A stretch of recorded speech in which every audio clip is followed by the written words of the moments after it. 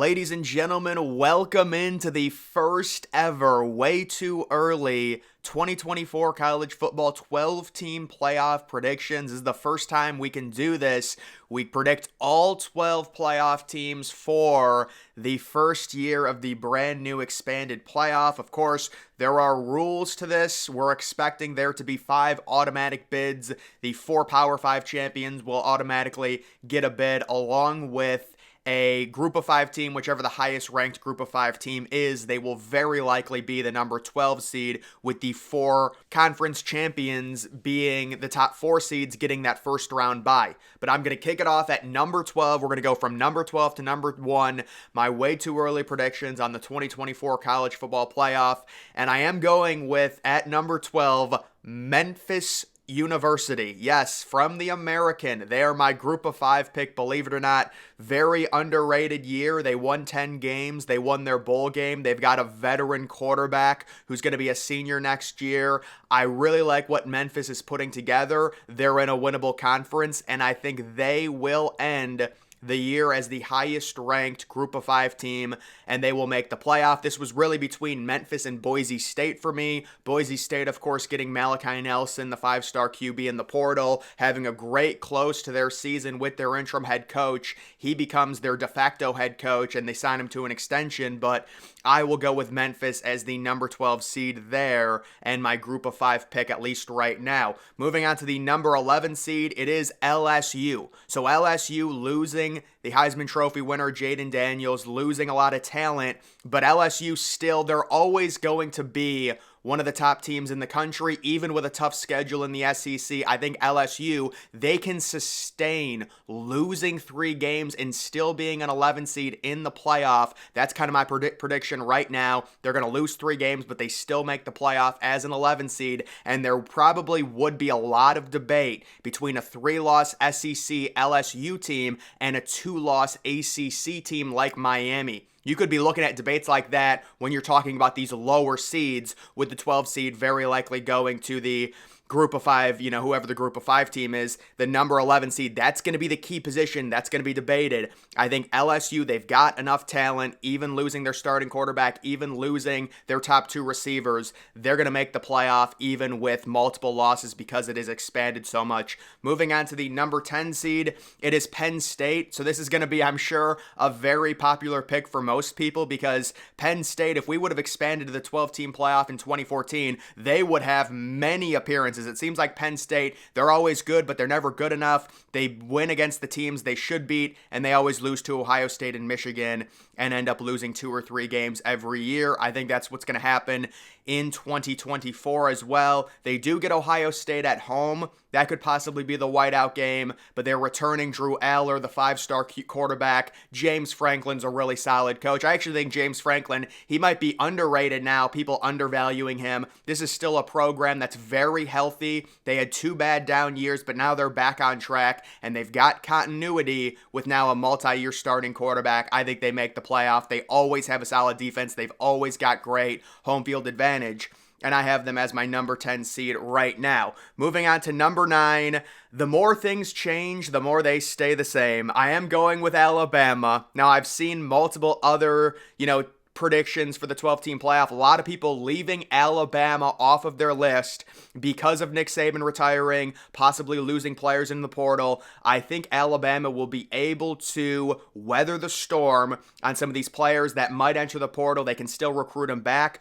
DeBoer is a really solid coach from Washington. Nobody knows exactly how good he's going to be with Alabama, but I think he'll be just fine. And Alabama's got ridiculous talent. I think they make the playoff, even with multiple losses, because the SEC is so tough, as a 9 overall seed there. Moving on down to the number 8 seed. How about this one? I'm going with Clemson. Yes, Clemson University and Dabo Swinney to have a bounce back year. Cade Klubnik, the multi-year starter. It's going to be tough, though, losing Will Shipley. Clemson always has a very solid defense, and I think they take advantage of a very weak ACC. Possibly lose 1 or 2 games, you can still make the playoff even in a weak conference. Clemson's going to have more talent than pretty much everyone they face outside of FSU. So I will take them as the number 8 overall seed in terms of my playoff predictions. Moving on to number 7, it is Notre Dame, the independent. So Notre Dame will be very interesting considering there is no conference championship game. There is no extra data point. Let's say Notre Dame goes 10-2. Are they a lock for the playoff? I think you would probably assume they would be because they always seem to play at least a decently tough schedule. I have them as my number 7 overall team. You're talking about Riley Leonard coming from Duke. Nobody really knows what to expect. He kind of had a weird year last year where he got injured really early, only threw 3 touchdowns. He's a really solid dual threat, and I really like Marcus Freeman. That's another coach I think is underrated right now. Notre Dame, expect them with the 12-team playoff and the lack of a conference championship game to make the playoff relatively easily. Maybe as a lower seed. I've got them right now at number 7, but a lot of these teams are interchangeable. Alabama could be number 7 and Notre Dame could be number 9. But either way, moving on to number 6, it is Oregon. So Oregon's going to be a very popular pick for a lot of people. There's been a lot of hype around Oregon football possibly winning the Big Ten their first year in it, maybe getting that first round bye. I don't think that's going to happen, but I think they make the playoff very comfortably with Dillon Gabriel, who really is an underrated transfer. This is the best transfer quarterback if you're talking about playing immediately. Dillon Gabriel, he's had many years in college. He's had big games at Oklahoma this past year. He's going to be really good on Oregon. And Oregon with Dan Lanning, they're fully committed with NIL. They're obsessed with improving their football program, going to the Big Ten. They are going all in right now, and they will be really good next year. I almost think they're a lock to make the playoff. They're my number 6 seed. Moving on to number 5, this is the final team that will not get a first round bye. I do have Texas. So Texas, if they were still in the Big 12, I think everybody would be picking them as a top 2 or top 3 team. But because they're going to the SEC, you've got Oklahoma also going to the SEC. But if you're Texas, you're going to have to contend with Georgia. You're going to have to contend with Alabama and LSU. It's going to be hard. They are returning Quinn Ewers. They've got 4 solid players in the portal, really quality talent they're getting from the portal there. Texas, I think they're almost guaranteed to make the playoff with their current situation. Steve Sarkisian, the rising coach, the close loss to Washington.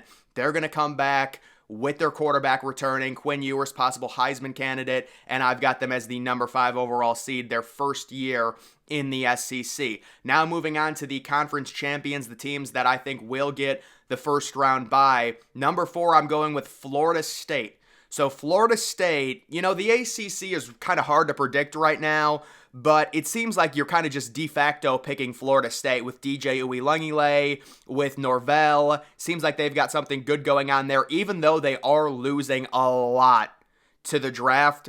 I'm still going to go with Florida State, their NIL, the transfer portal. They'll be able to fill in the gaps and win a relatively weak ACC conference next year, in my opinion. It'll be interesting. A team that's not inside of my top 12, Miami, they have a very easy schedule. I'm not saying they're going to be in the playoff next year, but Miami has a very manageable schedule. We will see what happens to them. I just wanted to kind of note that. But right now, FSU, they would be my number 4 team. They would be receiving that first round bye because they would be a conference champion. And I think the schedule and how easy it is really going to aid FSU next year. DJ Uiagalelei, an underappreciated quarterback, dual threat that can run and also throw, and had a very solid year last year at Oregon State. He's going to have a lot more talent now being on Florida State. I've got them at number 4. Moving on to number 3, it is Utah. So Utah, kind of the sexy team now of the Big 12, moving from the Pac-12. Of course, the Pac-12 is no more. Cam Rising returning, the veteran leadership. Kyle Whittingham, really good head coach, solid team, amazing home field advantage for Utah, and an extremely manageable conference. There are no big dogs in the new Big 12, which should give Utah a sizable advantage in all of their home games and also going on the road. We know how good of a defensive team Utah is, fundamentally sound with the coaching. This is a team that will travel, especially in a conference like the Big 12 where they're really not going to get out-talented by anyone. I'm going to have Utah making the playoff and winning the Big 12 conference as the number 3 overall seed, getting a first-round bye. Although you could change FSU and Utah. I know a lot of people would have FSU as the number 3 seed, but I do have Utah right now. Moving on to the number 2 overall seed, it is going to be Georgia.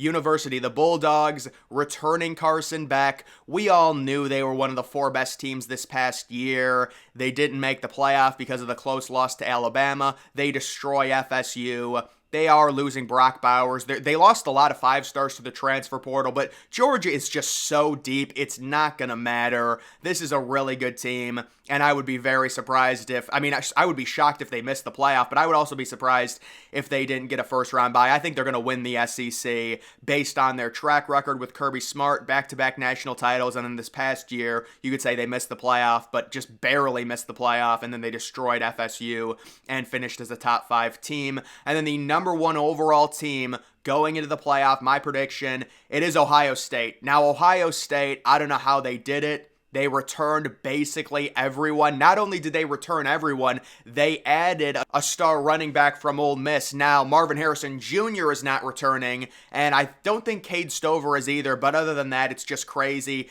Denzel Burke back, Abuka back, Jack Sawyer, JTT. Ohio State's defense is going to be unbelievable next year, and certainly I would say they are at least a co-favorite in the Big Ten. It's just the amount that they return is just ridiculous. But guys, just if you're keeping track, my top 4 teams that I think are going to get byes right now, Ohio State, Georgia, Utah, and Florida State, which would make the first round matchups the number 5 seed Texas hosting Memphis. That would be a first-round matchup, Texas versus Memphis. Texas on-campus game, so they would be hosting it. The number 6 seed Oregon would be hosting LSU in Eugene. The number 7 seed Notre Dame would be hosting Penn State. And the number 8 seed Clemson would be hosting Alabama. Those would be my top 12 overall teams in terms of a way too early college football playoff prediction. But guys, that is going to do it for this video. Make sure you follow me on X. Link to that's always in the description.